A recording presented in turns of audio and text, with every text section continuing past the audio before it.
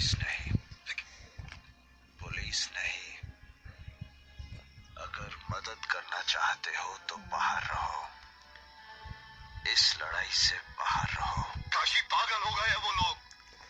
तुम्हारे घर के अंदर घुसकर तोड़फोड़ करके मुन्ना को उठा के ले गए। वो पता नहीं जाने क्या देंगे ना उससे, मर जाने दो। लेकिन काशी मार देंगे दुकान वालों को, उन्हें भी मर जाने दो। लेकिन अब पुलिस का सहारा नहीं चाहिए। अब जो जिएगा वो अपने पैरों पर चलेगा, पुलिस की बैसाखी लेकर नहीं। इस लड़ाई में या तो हमारी पूरी जीत होगी या पूरी हार।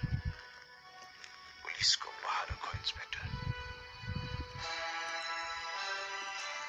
जो गुर्दा रखता है उसे ही जीने का हक है, वो ही जिएगा।